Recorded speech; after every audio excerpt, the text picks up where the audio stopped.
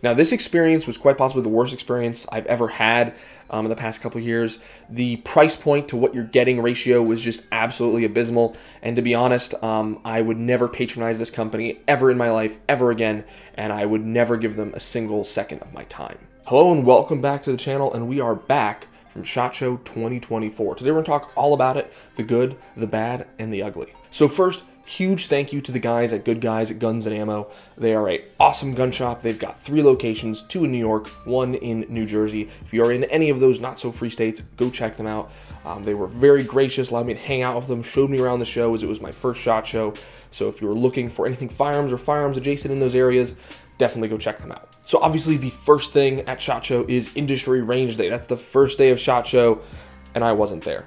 I heard a lot of cool things. There's a lot of cool products out there. I'm not going to speak on it though because there are other better videos out there to talk about Range Day, specifically Brett with Nightwood Guns. Go check out his channel. He has made, I think, 4 videos at this point on SHOT Show, so go check those out. I will link his videos up here somewhere or up there, whichever side it's on, and you can go check it out. Highly recommend you check his videos out. He was hustling and bustling there on the SHOT Show floor, and I am really impressed by him and his content. So first, I want to talk about the good of SHOT Show, the stuff that impressed me, the stuff I like, the things that I want to tell you guys about that you might be interested in.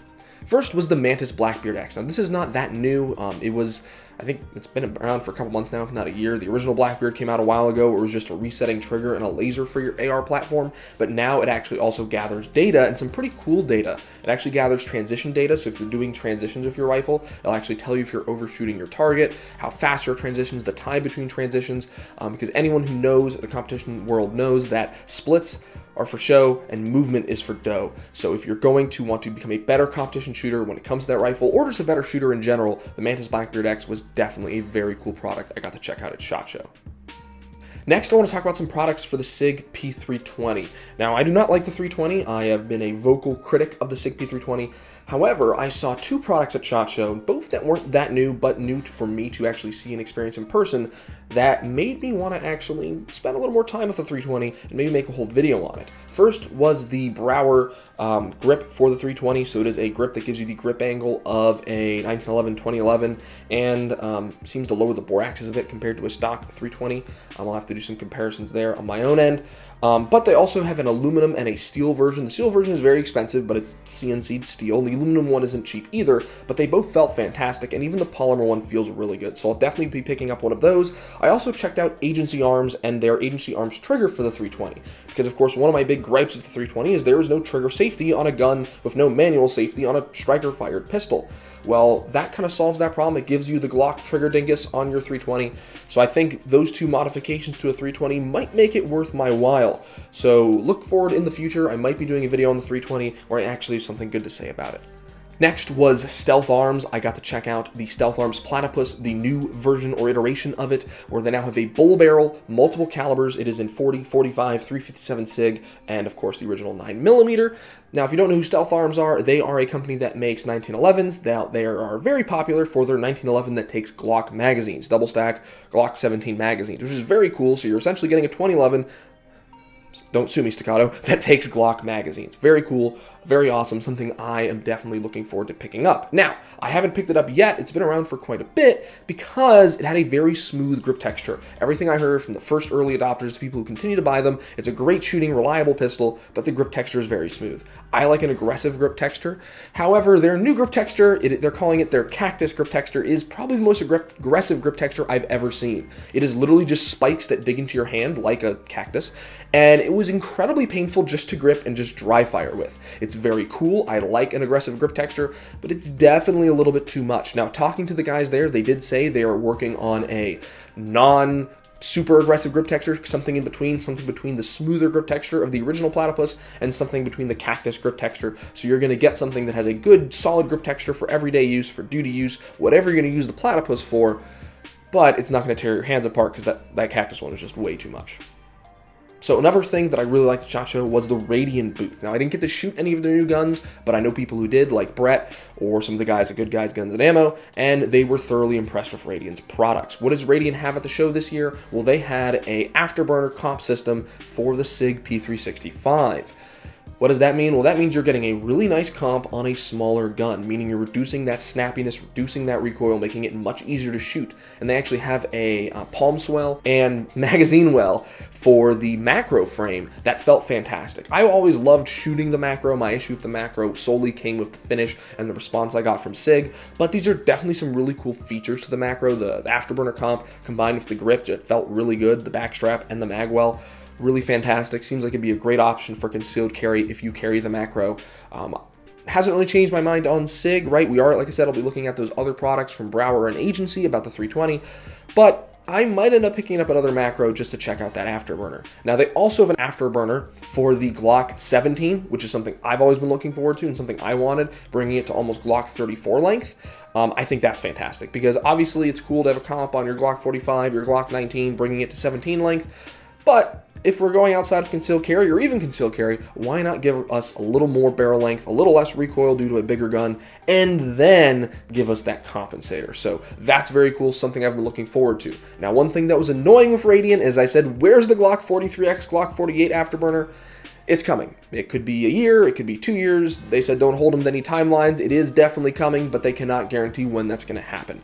So something I'm looking forward to because I think that is probably the perfect product for concealed carry would be a comped Glock 43X 48 with that easy, almost toolless one screw comp that is all 50 state compliant. That's fantastic. So definitely check out Radiant and look forward to Radiant in the future. You can check out their new stuff that'll be coming out. They said probably about Q2 from what I was told from them, or you can check out their Glock 43X comp when that inevitably comes out. Now, talking about easy comps to install on and off on your pistol, we got to talk about the VP Armory comps. Now, this is a comp that attaches to the Surefire X300 and goes onto your Glock 19 length frame and slide and makes it Glock 17 length, giving you a super easy comp that is all 50 state compliant and is a lot cheaper than the Radiant Afterburner.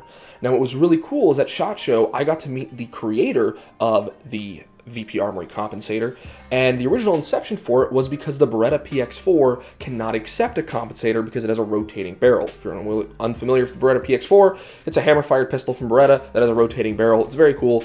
Very nice shooting gun, but besides the point, that's why they made the comp, and then they realized, well, we can make it for other guns too, so they made it for Glocks and other things. I also got to check out their Glock 43X variant, which is not ready yet. They're still working on it, working on some prototypes, still doing some testing, but I can say it is coming, and it's very cool. It's a dual port comp, and they say it shoots even flatter and makes a bigger difference on the 43X than this comp makes on a Glock 19. And I will say this comp does work. I will be doing some comparisons, some data gathering, and I will be making a final review video with a lot of rounds through this compensator, but I just wanted to touch on their booth because it was very cool to see those guys, meet them in person, especially since they have sent me one of their compensators to test and evaluate. Another booth I checked out, Guardian Warrior Solutions. If you don't know them, I highly recommend you check them out. They make the Bang Hanger, which is a really cool Tigris platform to mount your holsters on, where it has that flexibility, so it's very comfortable, but yet still has the rigidity of Tigris. They also make other adapters and mounts and all sorts of cool accessories. Go check them out. Just want to give them a quick shout out because they are awesome. I've been running one of their prototypes for over a year, not this one, prototype on one of my other belts, and that thing's been standing strong, and I will be doing a review on that guy coming soon as well. Now, another booth that really impressed me was the Zev booth. They have a much longer variant of the Hypercomp, a almost 17L variant, and then a 34 length variant of the Hypercomp OZ9. But what really impressed me, right, you can always make a longer slide, is an impressive gun. A gun that has been the unicorn, the holy grail for many years, a very cool video game gun, the FMG9. Now, it has a new name now. I think it's the FME9 or something. I don't remember the proper name, but I got to mess around with it, got to take a look at it. It's very cool. It essentially looks like a little futuristic briefcase and folds out into a full-on PDW that takes Glock mags and Glock parts. Now, there is some proprietary parts in there because ultimately it is a folding gun, so the frame folds, the trigger folds in, stuff like that. So, but it does have some Glock compatibility, but the real thing is the Glock magazine compatibility, and it does take down once you get the top of the chassis off like a Glock. So you clean it like a Glock, you maintain it like a Glock, and it has the Glock reliability. So very cool system. I am definitely going to be getting one when they eventually are available. They are not sure, they're still working on things, but when it does become available, I am very excited to pick one up. Now, there's plenty of other good things at SHOT Show. Those are things that left me with a lasting impression out there. I did get to meet John Lovell, by the way, who is very based. I can't tell you why necessarily, but he is a very, I mean, there's plenty of reasons, but there was one specific reason at SHOT Show that I won't disclose here, but very awesome dude. Now, moving on to the bad of SHOT Show, what I didn't like. Well, the first thing I saw at SHOT Show I was not impressed by was the Glock booth. I didn't even bother to take video of the Glock booth. I got a little Glock keychain, that's about it. This was the coolest thing I saw at the Glock booth. They do have some new pistols. They have the Glock 49, which is a Glock 17 slide on a Glock 19, or I guess a Glock 47 slide on a Glock 19 frame. They had a Glock 26 MOS, which who cares, and they had a Glock 19X MOS, which who cares, it's literally just a tan Glock 45 with a stupid lip on the magwell that doesn't allow you to put in Gen 5 mags. And there were some 10mm guns, just nothing exciting at Glock. I love Glock. I own tons of Glocks. But Glocks do not excite me. They are pistols that work and do the job, but it was not an exciting product, not an exciting showing at SHOT Show. In fact, their booth actually, from what I understand from people, is actually smaller than it used to be, which makes sense because they don't really have anything to have a massive booth for. They still are my #1 recommended pistol. If you ask me for a good striker fire pistol, Glock is still king, but there was definitely nothing exciting at the Glock booth at SHOT Show 2024. Now, to me, the Glock booth was really the only disappointment. To be honest, SHOT Show as a whole, something that I could have learned better, and this is kind of the bad on me, is it's a very business-based show. It's not just about, here, look at our latest and greatest, so you can post it on Instagram and YouTube and Twitter and all this, or X or whatever the hell it's called now, and all this stuff. It's a business show, and I did not go there with that right business mindset. Obviously, for me, this is a hobby at this point in my life. I just do this for fun, but I could still have gone there and tried to do some business, tried to make some more deals, wheel and deal, and really hustle on the floor like a lot of people do. So if you're going to SHOT Show, if you go to any of these shows, use that as an opportunity. If you are a content creator, a media guy, anything like that, to build relationships. I definitely met some really cool people. I definitely saw some stuff that was awesome and made some relationships, or continued some relationships, or reignited some relationships. But if I went there with a better business mindset and was more prepared to take advantage of the opportunity, I probably may have come back with a couple free guns or something like that for review. So definitely, if you're going to go to SHOT Show, learn the lesson I just learned, take it seriously, take it as a business opportunity, because it will not pay off for you if you don't take advantage of it. Now let's move on to the ugly, some of the worst things that I saw. Now the ugly, some of the worst things that I saw at SHOT Show 2024. Now, this experience was quite possibly the worst experience I've ever had in the past couple of years. The price point to what you're getting ratio was just absolutely abysmal. And to be honest, I would never patronize this company ever in my life, ever again, and I would never give them a single second of my time. Now, what am I talking about? Guy Fieri's Flavor Town. That was one of the worst dining experiences of my life. I went to the one in the Paris. It's a Caesars hotel, and it was honestly terrible. We get there, we kind of went as a joke, like Guy Fieri's Flavor Town. He's basically a living meme, but I expected Flavor Town, not Flavorless Town. This is what I got. We sat down, we ordered some appetizers. It took forever for them to get there. The waiter comes and says, "Hey, be careful, this plate's hot, the food's hot." It was lukewarm at best. It was not hot at all. It was pretty disappointing. Then our main course, I got a brisket-based meal, and the brisket was some of the worst brisket I've ever had. I've had better brisket at gas stations, and it took like another hour between our appetizers and our main meal to show up, and then we had to pay an arm and a leg for all that garbage. It was terrible, and after a long day of SHOT Show, I was starving, so was my buddy Pete from Good Guys, Guns, and Ammo, so we were both really hungry, so we chowed it down, but it was absolutely terrible. So if you're going to go to Las Vegas, if you're going to go to SHOT Show, I don't recommend Guy Fieri's Flavor Town, at least the one in the Paris.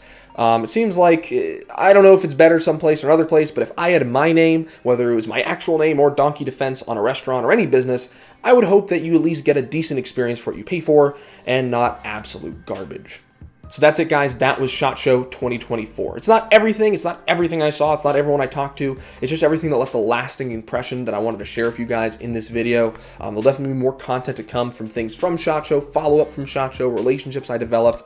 But that's pretty much everything I wanted to share you guys today without making a 2-3 hour long video. If you guys want to see more SHOT Show coverage, like I mentioned, go check out Brett at Nightwood Guns. His SHOT Show coverage is way better than mine. He was making videos as the show was going on, and his content is just miles better than the stuff I put out there. So definitely check him out. If you guys liked the video, go leave a like down below. If you love Guy Fieri's Flavor Town and my disgruntled review absolutely angers you to your core, well, there's a dislike button for a reason. Otherwise, guys, go ahead, head in the comments. What was your experience at SHOT Show? If you were there, what's something you saw on someone else's channel that excited you? Is there something that you wanted to see or want to know about that I didn't mention? Go ahead, ask that in the comments, because it's very well I saw it and learned about it. I just didn't care to mention it in this video for one reason or another. Otherwise, guys, I'm working on releasing new videos. 2024 is going to be a very big year for the channel, so subscribe and stay tuned.